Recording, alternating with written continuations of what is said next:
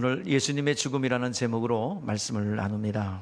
지난주에 보았던 말씀은 요한복음 17장, 예수님께서 마지막 세상을 떠나기 전에 그들과 동고동락했던 제자들에게 남긴 유언의 기도입니다. 이것은 단순하게 제자들에게만 한정된 말씀이 아닌 거로 계속해서 우리가 묵상하고 익히고 또한 우리가 매일같이 읽어서 예수님이 어떤 기도를 우리에게 하셨는가를 알고 여러분들 깨닫고 또 그대로 이루어진 사실을 확인할 수 있기를 바랍니다. 매일같이 여러분 틈만 나면 요한복음 17장을 읽어서 우리를 향한 하나님의 기도가, 주님의 기도가 어떻게 응답되고 있는가를 볼 수 있기를 바랍니다. 오늘 요한복음 18장은 다른 복음서에서 겟세마네 동산의 기도라고 하신 내용을 자세히 기록하고 있습니다. 다른 복음서와는 다르게 생략된 부분들이 많아요. 그리고 주로 예수님이 행하셨던 말씀을 집중적으로 기록하고 있습니다. 요한복음은 다른 복음서에서 없는 그런 겟세마네 동산의 예수님의 말씀이 더 많이 기록되어 있습니다. 예수님께서 기도하셨는데 번민이 많아요. 걱정이 많아요. 근심이 많아요. 왜냐하면 예수님은요, 우리 특수한 체질을 가지고 오신 분이 아니에요. 우리와 똑같은 감각과 그리고 기능들을 가지고 계십니다. 이것을 인자 되신 예수님이다 그래요. 우리와 때로는 예수님께서 시장기도 느끼셨고요, 때로는 슬퍼하여 울으시기도 하셨고요, 때로는 피곤하셔서 배의 고물에 베개를 삼아 베고 주무시기도 하셨습니다. 우리와 똑같은 신체적 감각과 기능들을 가지고 계셨어요. 그러나 우리와 다른 점이 무엇입니까? 우리의 육체는 흙에서 왔기 때문에 육체에 소욕이 있어요. 예수님은 어떤 분이세요? 말씀이 육신이 되어 오신 분이십니다. 그렇기 때문에 인간과 체질적으로 다르죠. 그러나 예수님은 육신의 한계 가운데 들어오셨어요.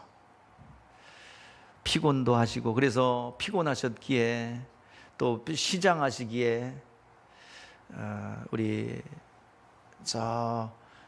무화과나무 아래로 가셔서 열매를 찾아야 했고요, 때로는 나사로가 죽은 것을 보고 심히 슬퍼하시기도 하셨습니다. 멸망받을 예루살렘을 향하셔도 우셨어요.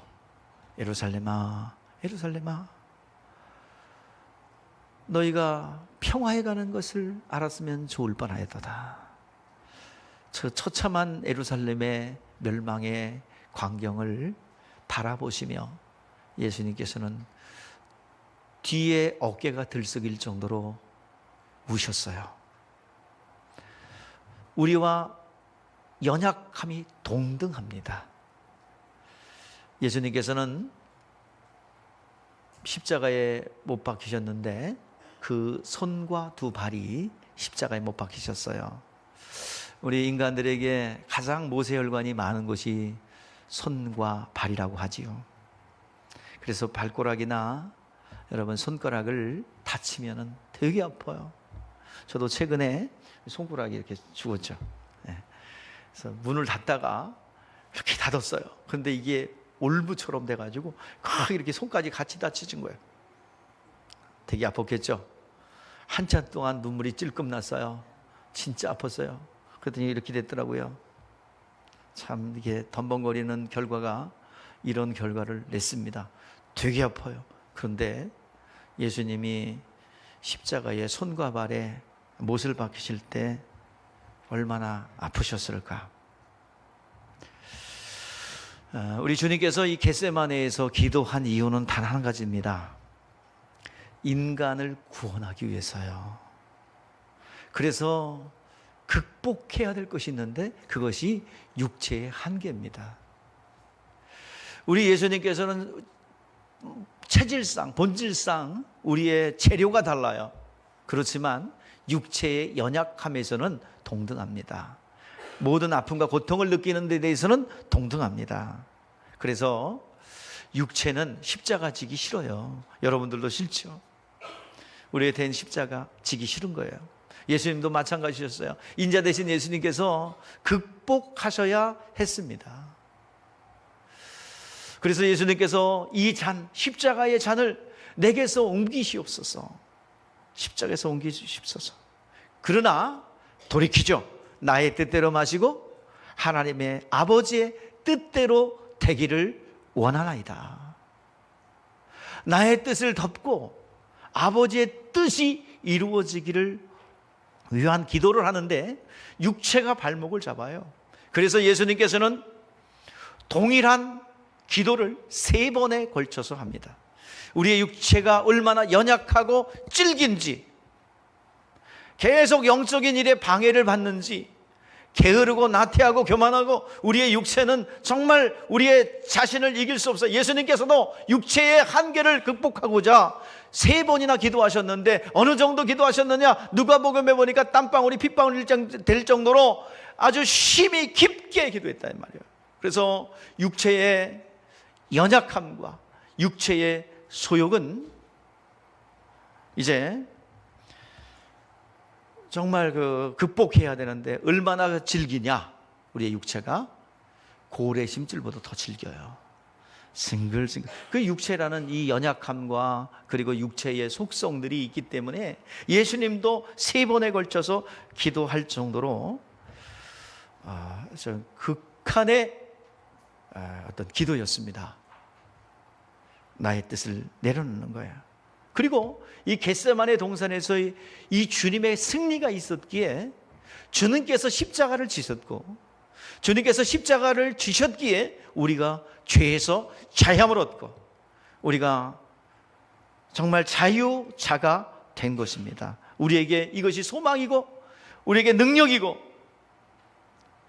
오늘 이 시간 우리의 신앙의 본질이 예수 그리스도께서 이렇게 겟세마네 동산에서 기도로 승리하셨기에 우리가 혜택을 받고 있는 것입니다.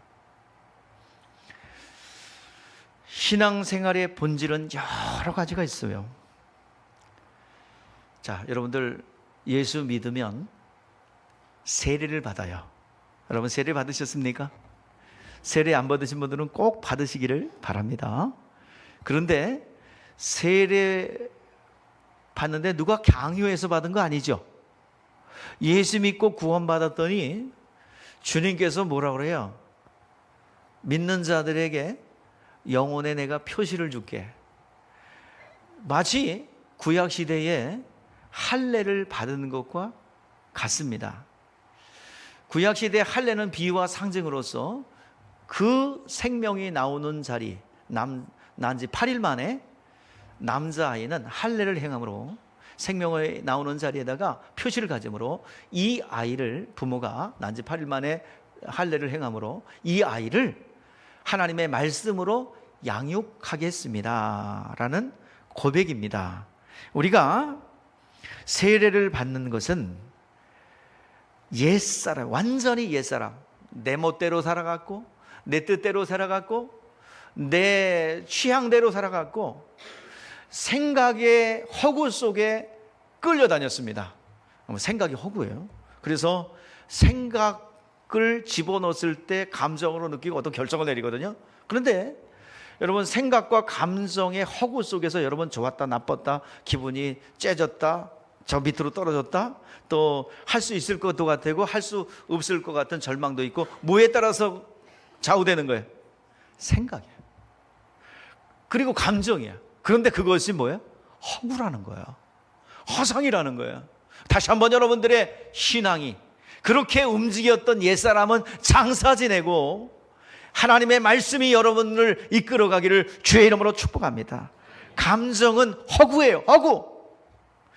안 일어난 일 소급해가지고 얼마나 많이 여러분들 속고 있습니까?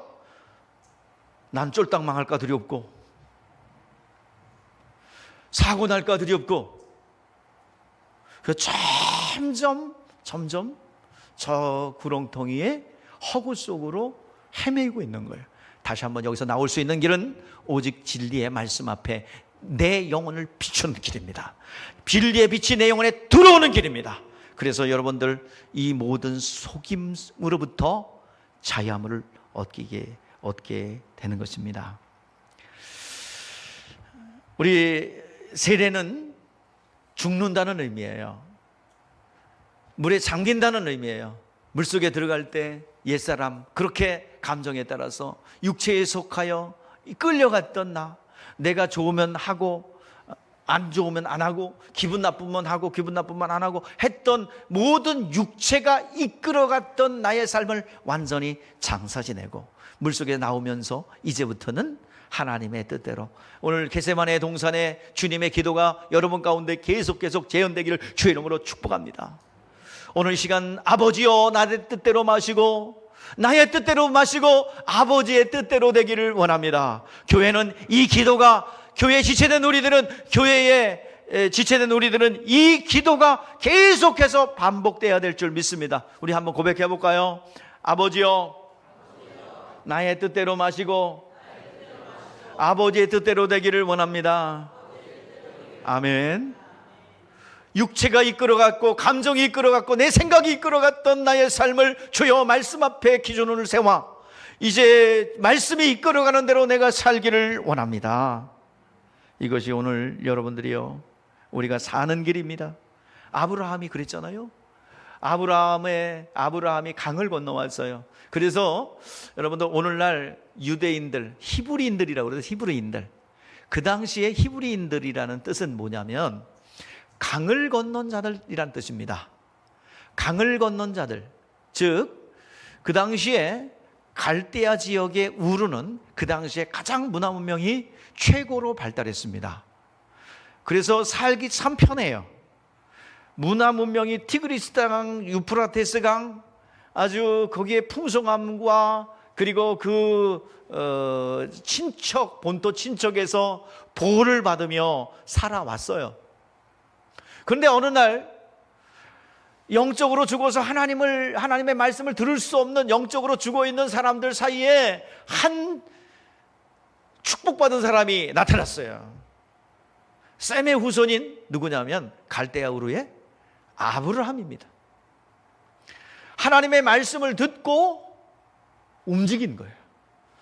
하나님의 말씀을 듣고 움직인 사람, 그 사람이 아브라함입니다.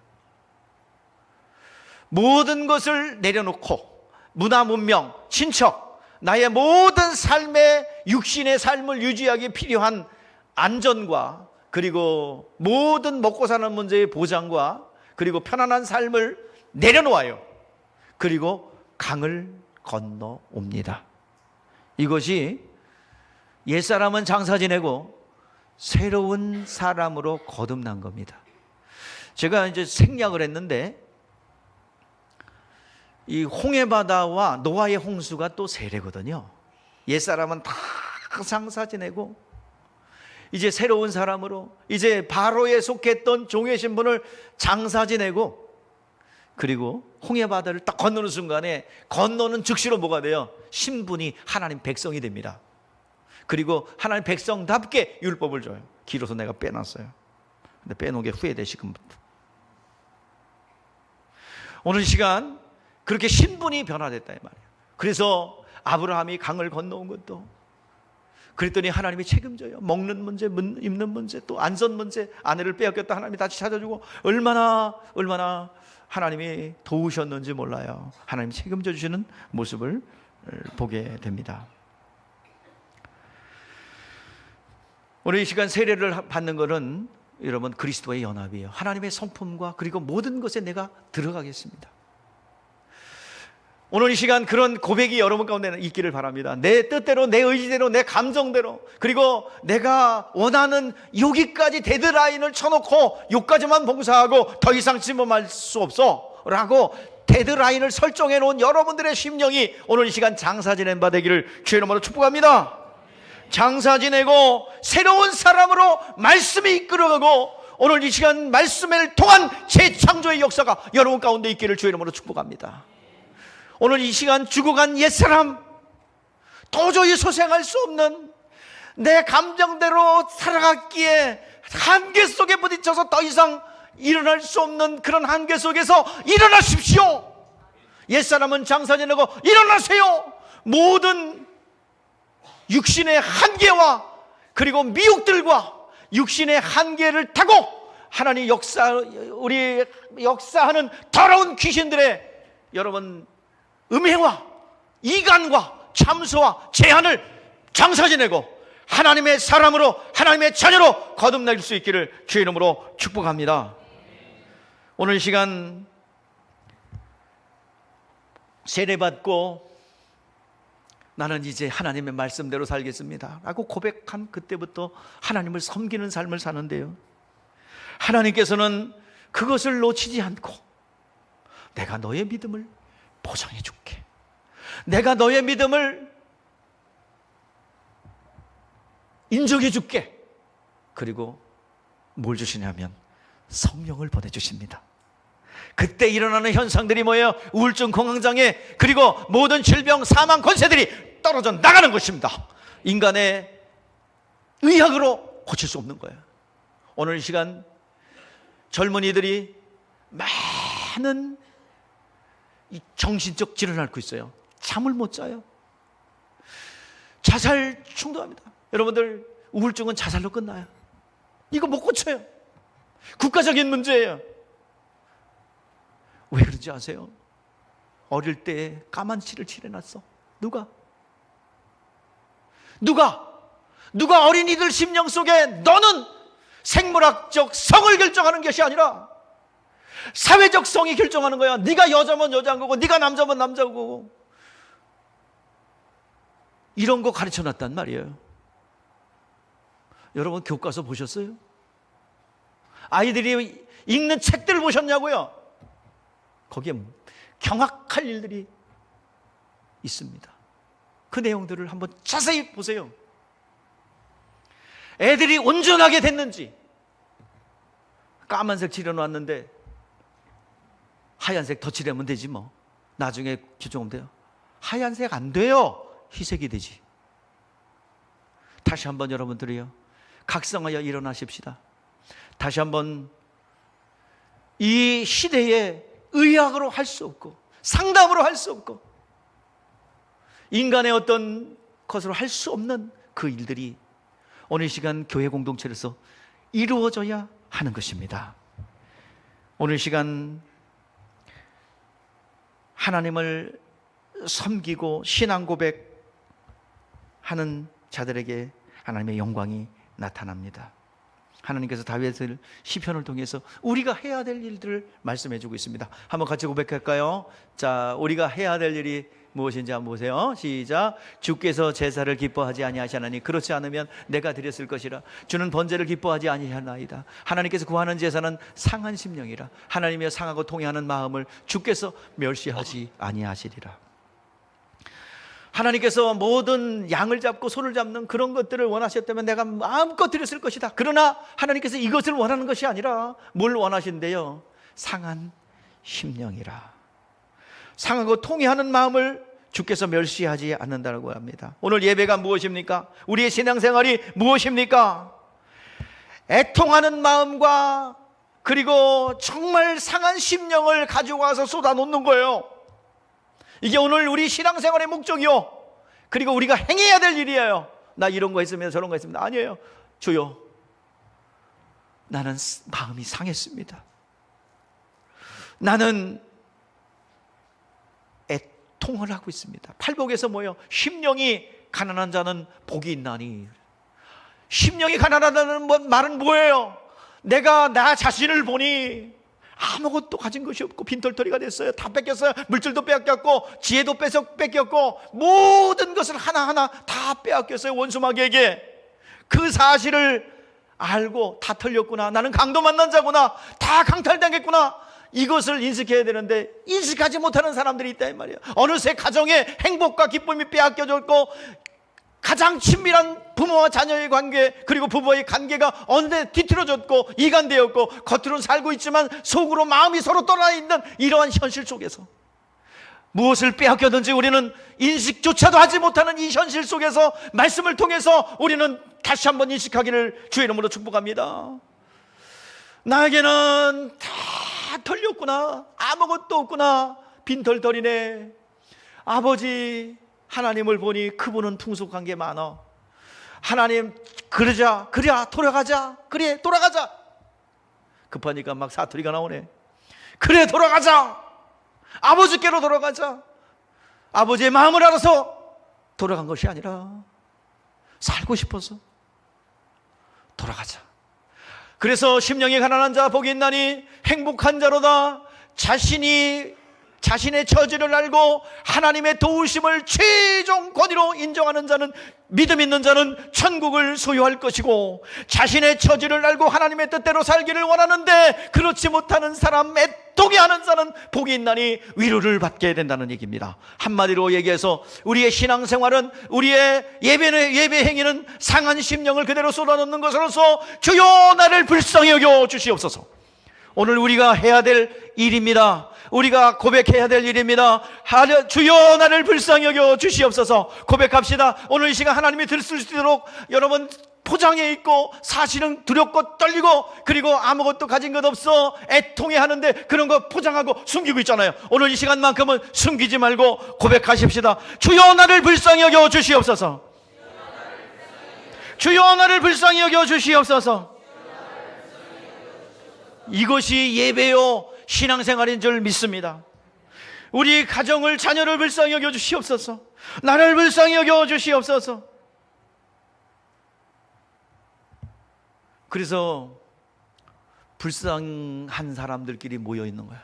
여기 옆에 분들 보세요. 너무 가까이 쳐다보면은 너무 들이대지 마시고, 옆에 좌우 옆에 아는 사람만 보지 마시고 좌우 옆에 분들 불쌍한지 안 불쌍한지 좀 얼굴 좀 보세요. 아주 일주일 내내 저녁에 아침에 일찍 일어나고 저녁에 늦게 놓으며 얼마나 힘쓰고 애써요. 그거 저 신사임당 몇 개랑 보자고 얼마나 가서 노력하고 힘들어합니까? 그러니까 여러분들 서로 시기 질투의 대상이 아니라 영적 가족으로서 사랑해줘야 된다는 얘기예요. 서로 누가 알아줘요? 서로 하나님이 돕지 않으면 그 길을 갈 수 없는, 성품 자체가 선을 행할 능력이 없잖아요. 그래서 우리는 서로 간에 다 동병상련. 호라비 사정은 누가 안대? 예? 호라비 사정은 누가 안다고? 예. 나그네의 사정은 누가 알아? 나그네가 알아. 그래가지고 우리는 저 본향을 향해서 가는 나그네야. 가는데 피곤해 안 피곤해? 피곤해. 이 세상에는 원수 마귀가 버글버글 돼요. 그래서 너무 피곤해요. 그래서 악해요. 우리의 연약함도 있고요. 그래서 서로 모자이크가 하나의 그림을 이듯이 교회 공동체는 부족한 사람들이 모여서 서로 척척척 맞춰지고 서로 끌고 가는 거예요. 아브라함이 그 동병상련, 그 나그네의 사정을 알았어요. 세 사람이 지나갑니다. 남노하고 지쳐있는 나그네를 대적합니다. 성경에는 부지 중에 누구를 대접했대요? 천사를 대접했더라고. 우리 히브리서 13장 2절에서 말씀하고 있죠. 아브라함이 여호와의 사자구나, 내가 대접해서 복을 받아야지 한 것이 아니에요. 자기도 나그네 고단한 삶을 살았기 때문에 고단한 고통을 압니다. 그래서 아브라함은 나그네로서 갈 바를 알지 못했다라고 성경은 기록하고 있습니다. 그런데 나그네를 대접하는데 누구처럼 대접하면 왕처럼 대접합니다. 남은 또 그냥 준 게 아니라, 또 염소 한 마리 잡은 것이 아니라 뭘 잡았어요? 왕을 대접하듯이 뭘 잡았어요? 송아지를 잡았어요. 살찐 송아지를 잡아서 그 지나가는 나그네를 융숭하게 대접합니다. 나그네를 대접하여 피곤한 나그네를 오늘이라도 주인처럼 이곳에서 좀 편하게 지내고 가세요 라고 융숭하게 대접했는데, 그 대접이 얼마나 흡족했던지 가지고 온 영적 비밀을 숨기지 않고 털어놓습니다. 그게 창세기 18장 10절이에요. 내가 내년 이맘때 내 집에 올 것인데 네 아내 사라에게 아들이 될 것이다. 이것은 그 하나님의 사자들이 머문 거예요. 어떻게 머물렀어요? 말씀으로 머문 겁니다. 오늘 여러분들이요, 손 대접하기를 힘쓰라고 성경에 나와 있어요. 이것은 밥 한 끼 주고 뭐 이런 거 얘기하는 게 아니죠. 영적인 것에 비웁니다. 여러분, 나그네가 누구입니까? 나그네가 누구입니까? 바로 고향을 찾지 못해서 방황하는 이들이죠. 불신자들 방황하고 있습니다. 예수를 만나기 전까지 전부 다 나그네예요. 나그네. 본향을 찾아가는 나그네. 저 영원한 세계를 찾아나가는 나그네예요. 그러지 않고는, 예수를 만나지 않고는 나그네로서 서성서성대고 헤매고 다닙니다. 오늘 같이 가는 우리 모두가 서로 사랑하고, 그리고 방황하는 나그네를 대접하기에 힘쓰기를 바랍니다. 영적으로 우리 방황하는 이들을 불쌍히 여기시는 주님의 심장으로 우리가 영혼들을 바라보고 섬겨야 될 줄 믿습니다. 우리는 천지만물을 창조하신 하나님이 주인이라는 것을 우리는 압니다. 우리가 피조물이라는 것을 알고 있습니다. 삶 속에서 하나님을 인정해야 합니다. 육체가 있기 때문에 자꾸 육적인 생각을 하고 시선이 육적으로 가는데 그건 피할 수 없어요.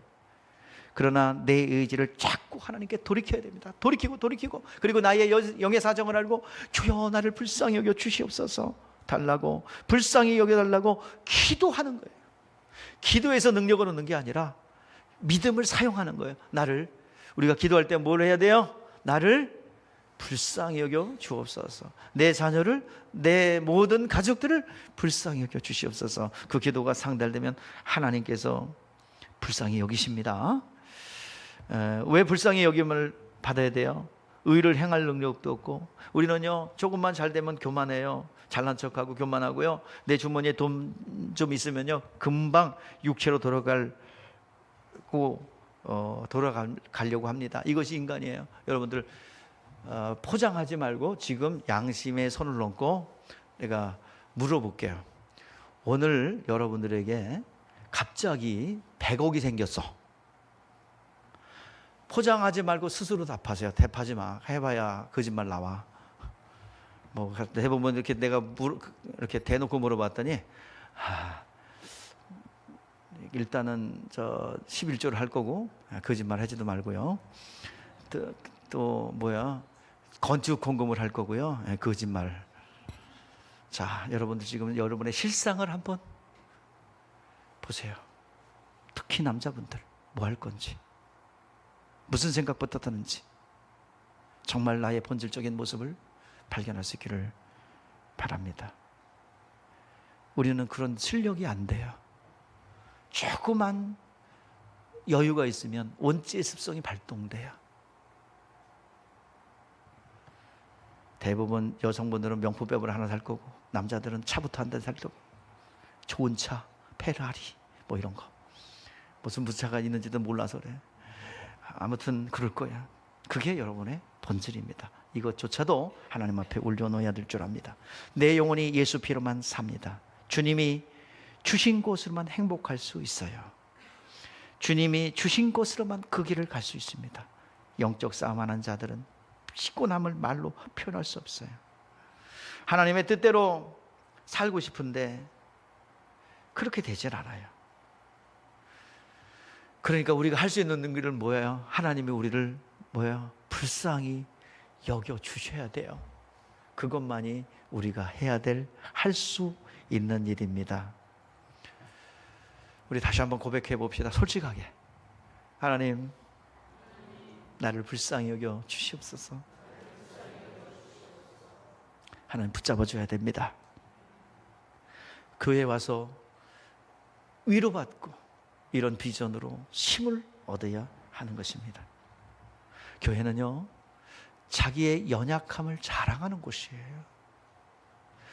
연약함과 부족함과 단점이 흠이 되지 않는 곳이에요.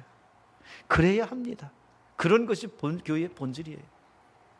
세상 사람들은 가서 영의 사정을 얘기하고 불쌍히 여겨달라면 불쌍히 여겨줄 사람 단 한 사람도 있을까요? 없을까요? 아유, 우리 남편이 불쌍히 여길 것 같아. 그렇지, 어느 정도까지 불쌍히 여기다가 계속 그러면 짜증내요. 자녀가요? 어림없어요. 부모가요? 어림없어요. 이웃이는 더욱더 어림없어요. 친척이요? 가까운 친구가요? 어림없어요. 우리를 불쌍히 여길 수 있는 사람은 이 세상에 단 하나도 없습니다. 친구가요? 친한 친구가요? 어림없어요. 오늘 우리를 진짜 불쌍히 여길 수 있는 분은 우리의 영적 부모이신 누구예요? 우리를 만드신 창조주 하나님만이 우리를 불쌍히 여길 수가 있습니다. 실질적으로 불쌍히 여길 수가 있어요. 부모님들이 가장 불쌍히 여길 수 있을 것 같아요. 그러나 그것도 한계가 있어요. 불쌍히 여겨도 못하는 게 있잖아요. 육신의 한계가 있잖아요.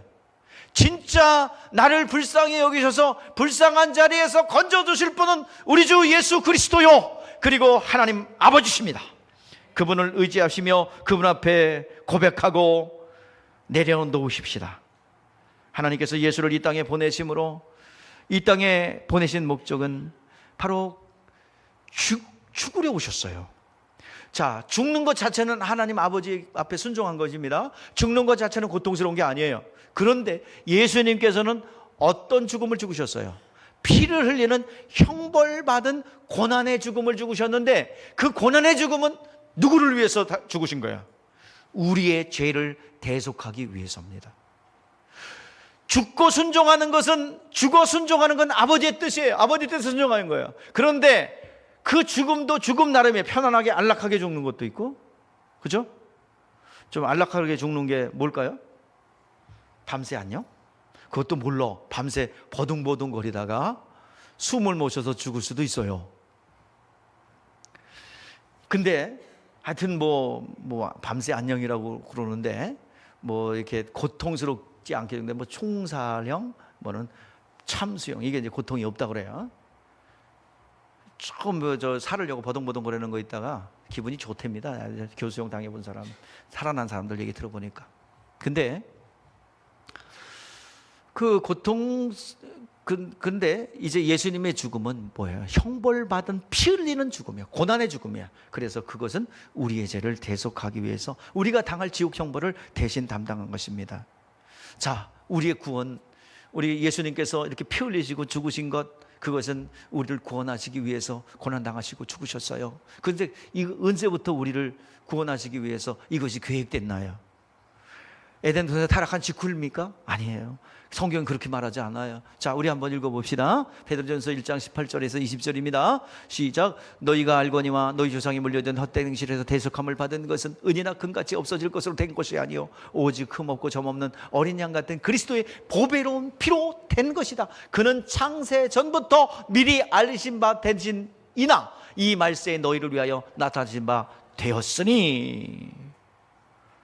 하나님의 뜻이기 때문에 창세 이전부터 예수의 죽음은 준비된 것이고, 우리의 구원은 창세전 그리스도 안에서 보배로운 피로 계획된 것이고, 주 예수께서 나타나셔서 그 일들을 이루셨습니다. 이미 준비된 것이 이루어진 것입니다. 예수의 아들의 피로만 구원받는다는 것은 창세전에 이미 계획된 것입니다. 우리가 어떻게 구원받았고 어떤 신분을 얻었는지 우리는 알아야 합니다. 앞으로 기독교회가 예수에만 구원이 있다라는 것이 법적으로 불법일 날이 올 수도 있어요. 이게 포괄적 차별금지법입니다. 여러분들에게 물을게요. 여러분의 자녀들이 남자가 남자랑 결혼한다고 될 거면 동의하시겠습니까? 여러분의 자녀가 개랑 결혼한다고 혼인신고한다고 오면 하시겠습니까? 여러분, 내 손자가 자녀가 나는 남자인데 여자로 할 거야. 내가 여자면 여자이고 남자면 남자인 거야. 그거 할 겁니까? 동의하세요? 지금 아이들에게 지금 법적으로 어느새 그게 통과될 위기에 놓여 있어요. 법으로 통과를 해버리고 포괄적 차별금지법이라는 것들이 통과되면 저는 여기서 매일같이 월요일 날이면 경찰서로 출두할 겁니다. 당신이 예수에만 구원이 있다고 그랬어? 예. 처음엔 훈방. 근데 매주마다 그렇게 얘기했어요. 그러면 저는 계속 불려가서 그러다가 상습범이 돼가지고 나중에 어떻게 돼? 구속 수감돼요. 동성애 반대한다고 목사님이 사임해야 하는 데도 있어요. 이 지경까지 가도록 내버려 둘 거예요? 여러분 한번 생각해 보세요. 여러분 우리도 잘 몰라요. 차별과 금지. 뭐 차별 없다는데 뭐가 나쁜 거야? 차별 없으면 좋죠. 저 소수자들 이렇게 좀 불편한 분들 얼마나 좋아. 근데 거기에 독소가 있어요. 독소. 포괄적 차별금지법은 성 정체성 해체, 젠더 이데올로기가 합법화되는 겁니다. 화장실도 몇 개 만들어야 돼. 한 50개 만들어야 됩니다. 아침에 했던 여자에다가 점심에는. 그러면 여러분 내가 주장하면 여자면 여자인 거잖아요. 그러면 여탕에 들어가면 막을 거야? 나 지금 여자야. 여자. 나 기분이 지금 여자야. 어떻게 막을 건데? 이거 막으면 뭐야? 이런 엉터리 같은 세상이 법으로 제정되면 안 된다 이 말이에요. 법으로 제정.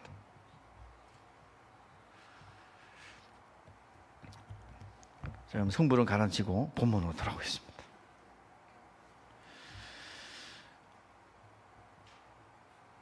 우리 육신을 가지고 있는 이 기간은요, 우리 육신은 작업복과 같아요. 영광과 존귀의 관을 쓴 것이라고 말씀하고 있습니다. 천사도가 흠모하는, 우리가 내 자신의 영혼을 상급을 쌓고 내 영혼을 아름답게 꾸밀 수 있는 기회가 이 육체의 기간입니다. 이 기간이 구원받을 수 있는 기회예요. 성령 받을 수 있는 기회예요. 하나님을 위해서 헌신할 수 있는 기회예요. 영원한 세계를 준비할 수 있는 기회입니다. 이 기회를 놓치지 말고 우리는 철저히 준비해야 합니다. 육체의 삶은요, 수고하고 땀 흘리는 거예요. 그래서 열매를 얻는 거예요. 우리가 먹고 사는 문제만 힘쓸 것이 아니라 내 영혼을 도모할 수 있기를 바랍니다. 주님이 가신 것처럼 우리도 그 나라, 영원한 나라로 가야 되는데 그 나라를 준비해야 합니다. 어떻게 준비할까요? 자, 우리 에베소서 1장 3절에서 6절 말씀에 다 읽기는 그러니까 6절만 한번 읽어볼까요? 자, 시작. 그는 사랑하는 자 안에서 우리에게 거저 주시는 바 그 은혜의 영광을 찬송하게 하려 하는 것이라. 그 은혜의 영광을 찬송하게 하는 것. 이거는 개인적으로 하나님의 행하신 일을 찬송하고 경배하는 것도 있지만 우리를 구원하시고 우리를 생명을 주신 이유는 그 생명을 다른 사람에게 나눠주어서 그들도 예수를 만나 주는 그리스도시요 살아계신 하나님의 아들이라는 고백을 할 수 있도록 우리가 전하는 것이 오늘 우리가 구원받은 목적입니다. 자, 오늘 본문으로 돌아올게요. 자, 오늘 3절에서 5절 말씀을 보시겠습니다. 예수님을 체포하는 거예요. 자, 3절 5절 시작. 유다가 군대와 제사장들과 바리새인들을 얻은 아랫사람을 데리고 등과 횃불의 무기를 가지고 그리로 오는지라. 예수께서 당할 그 일을 아시고 나아가 이르시되 너희가 누구를 찾느냐? 내가 그니라 하시니라. 그는 팔은 유다도 함께 섰느니라. 예수께서 그들에게 내가 그니라 하실 때에 그들이 물러서 땅에 엎드러지는지라. 자, 여기서 유다가 주님 곁을 떠나자마자 누구 편에 서 있어요? 지금 원수 편에 서 있죠? 그쪽 편에 서서 주님께서는 우리라고 하지 않고 저희가, 너희가 주님의 반대편에 있는 사람들을 말합니다. 원수 편에 서서 예수여 라삐여 입맞춥니다. 그것은 뭐야? 이미 신호를 짠 거예요. 그래서 입맞추는 그가 누구다? 예수입니다. 그분을 체포해 가세요. 예수께서 이르시되 네가 입맞춤으로 나를 파느냐라고 했는데도 못 알아들어요. 못 알아들어요. 그리고 말씀이 안 들립니다. 자, 가룟 유다가 이렇게 한 것은 인간의 욕심 때문에 돈 욕심도 있고, 두 번째는 스스로 예수님을 성공시켜서 자기가 성공하려는 거예요. 자, 자기 자신의 예수님께서 유다가 예수님을 따라다닌 이유는 육체가 성공하기 위해서요. 3년 동안 따라다녔는데요, 아주 자기가 원하는 그 방향이 안 나와요. 그 각이 안 나와. 그래서 이게 답답합니다.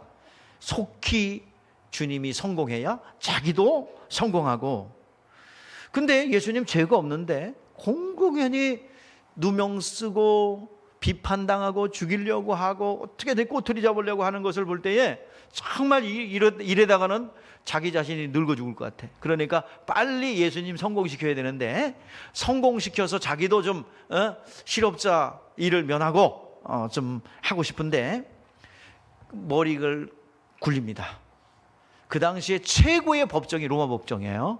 자, 로마 법정은 공명정대하기로 유명합니다. 오늘날 민주주의의 모체가 될 정도로 오늘날보다 더 민주적이에요. 그래서 로마 시민권을 가진 자가 억울하다고 하면 황제에게까지 항소할 수 있어요. 황제 앞에 가서 황제에게 고하여 항소하고 판결받을 수 있는 것입니다. 바울이 그 에베소서 참소당할 때 그 항소하죠. 누구한테? 로마 시민권의 권한을 가지고 로마 황제에게 항소합니다. 그러니까 총독 벨릭스는 어떻게 해요? 바울을 어떻게 해요? 1000명의 군사를 가지고 호송합니다. 보호해요. 그 에베소의 폭도들이 죽이려고 그러니까 항소해가지고 갑니다. 그 정도로 민주적인 그런 법정이에요. 그리고 유다는 그것을 인정하고 믿었어요. 그리고 비록 예수를 모함해서 사람들이 이제 그렇다 할지라도 결국 로마 법정은 공명정대하고 굉장히 치밀하고 하기 때문에 죄가 없다고 판결해 줄 거야 라고 생각을 한 겁니다. 그리고 그 로마 법정에서 죄가 없다고 했어요. 빌라도가 어떻게 딱 조사해 보니까 죄가 있어요, 없어요? 없어요. 어떻게든 살려주려고 그러죠. 그런데 인간의 이성이 낳은 한계, 인간의 한계입니다. 아무리 죄가 없다고 놓아주려고 해도 놓아줄 수가 없어요. 자, 그래서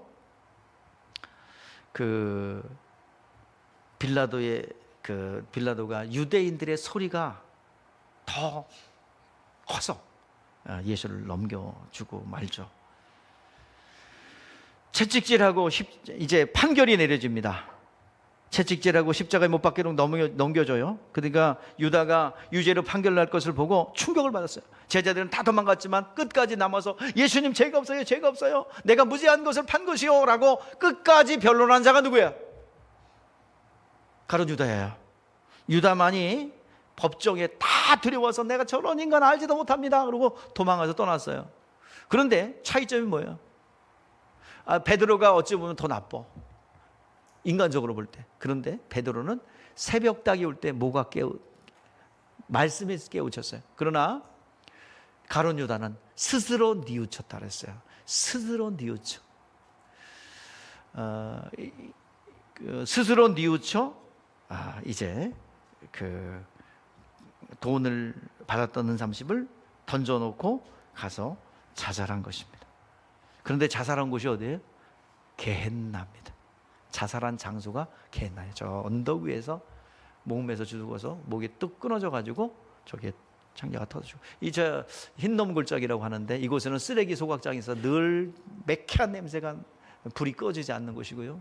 저곳은요 저렇게 이방 신인 몰렉 신을 섬기는 곳으로서 몰렉 신을 잘 섬기는 사람들은 나중에 신앙의 절정에 이르면 자기의 자녀를 그 로스 구이를 만들어요. 그래서 저렇게 몰렉신 앞에다가 화제로 드립니다. 산채로 태워서 드려요. 저게 몰렉신 제사예요.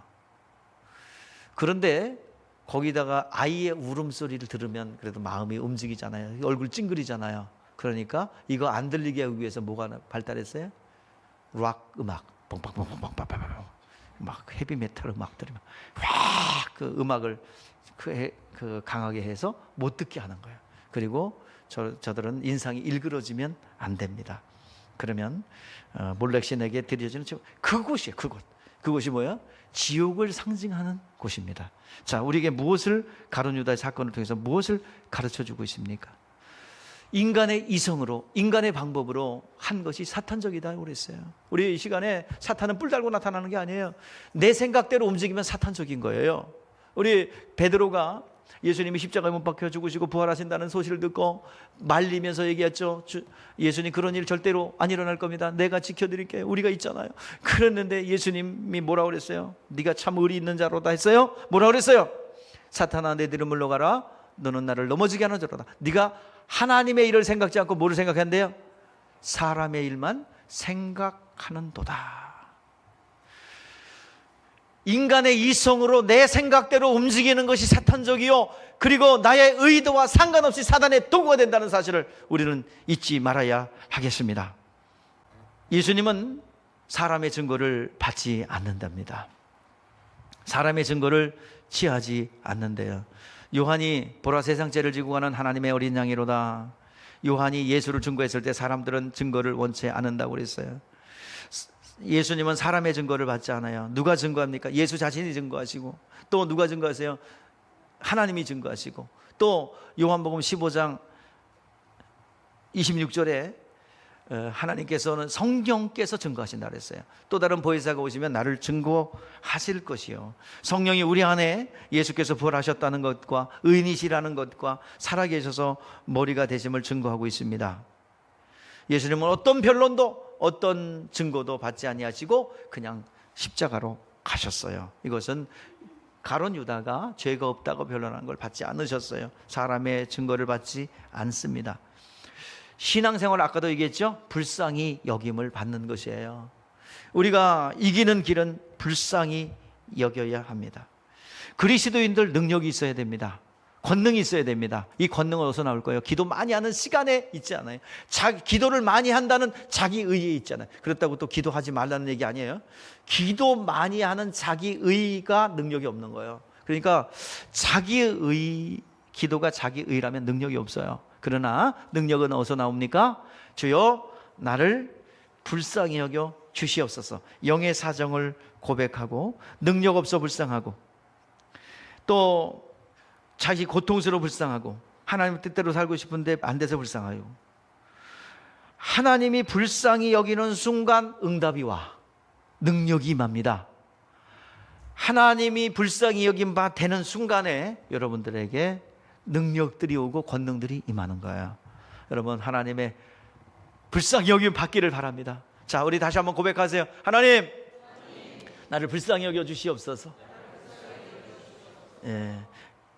자, 6절 말씀을 보니까, 자, 내가 그니라 하니까 사람들이 자빠졌어요. 그냥 깜짝 놀라가지고 고니 앞에 붙잡혔어요. 자, 7절 9절입니다. 우리 다시 한번 읽어보죠. 시작. 이에 다시 누구를 찾느냐 물으신대 그들이 말하되 나사렛 예수라 하거늘 예수께서 대답하시되 너희에게 내가 그니라 하였으니 나를 찾거든 이 사람들이 가는 것을 용납하라 하시니 이는 예수께서 내게 준 자 중에 하나도 잃어버지. 자, 가룟 유다가 팔았고 유대 지도자들이 노예를 사듯이 예수를 샀습니다. 이제는 넘겨줄 시간이에요. 겟세마네 동산에서 기도하러 올라가는 것을, 늘 그곳에 올라가는 것을 알았기에 그곳에 계실까 하여 갔습니다. 그리고 예수님이 계셨습니다. 예수를 체포하기 위해서 손에 병기를 들고 왔습니다. 잡으러 온 자들에게 너희가 누구를 찾으러 왔느냐 하고 물으실 때 나사렛 예수라 대답하자 내가 그다라고 그랬더니 땅에 엎드려서 자빠졌어요. 주님의 모습에 위험에 감당할 수 없었던 거예요. 두려움을 느끼게 된 것입니다. 엎드린 자들에게 예수 다시 묻습니다. 누굴 찾느냐 물으실 때 자기가 찾는 자들에게 내가 곧 너희들이 찾는 사람이니 내 제자들을 손대지 말아라. 자, 요한복음 17장 12절의 응답이에요. 내가 너희와 저희와 함께 있을 때에 내게 주신 아버지의 이름으로 너희를 보존하여 지켰나이다 하신 말씀을 응하게 하려 하셨다. 멸망의 자식 곧 가룟 유다는 상관하지 않는다고 그랬는데 이것은 주님께서 아버지 앞에 기도하셨습니다.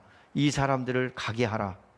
아버지 앞에 기도했는데 자, 그 모든 것을 이것은 이 사람들만 해당된 것이 아니라 모든 예수 앞에 나온 모든 사람들에게 해당됩니다. 자, 요한이 새 예배를 베풀었죠. 자, 요한의 말을 듣고 사람들이 구름대처럼 회개하러 왔어요. 자, 요한의 세례는 뭐냐면 회개케 하는 세례입니다. 자, 우리 누가복음 3장 8절 말씀을 보시죠. 자, 한번 읽어보세요. 시작. 그러므로 회개에 합당한 열매를 맺고 속으로 아브라함이 우리 조상이라 하지 말라. 내가 너희에게 이르노니 사람이 능히 돌들로 아브라함의 자손이 되게 하리라. 즉 뭐냐면 이게 말하면 너희들 스스로 아브라함의 조상이라고 하지 마. 자, 요한이 준 세례는 뭐야? 물에 잠기고 죽는다는 의미인데 뭐가 죽는 거야? 아브라함의 우리 조상이라고 하는 것을 너희들이 하지 마라. 스스로 위로하지 마라. 나는 아브라함의 자손이기 때문에 복을 받은 사람이고 구원받은 사람이라고 자기 의를 주장하지 마라. 요한의 세례를 통해서 아브라함의 자손인 것을 장사 지내고 물속에 나오는 순간에 나는 죄인입니다. 즉 에덴 동산에서 나는 원래부터 죄인이었고 죄악 가운데 태어났던 죄인임을 인정하라는 것입니다. 아브라함의 자손은 육체입니다. 아브라함의 조상이기 때문에 아브라함의 자손이기 때문에 복을 받고 구원받는다는 그것을 내려놓아라 이 말이에요. 이제 그것에서 벗어나서 물속에 아브라함의 자손으로 나는 복을 받았고 구원받았다는 자기 의를 내려놓고 이제는 뭐라 그러는 거예요? 이제는 뭐예요?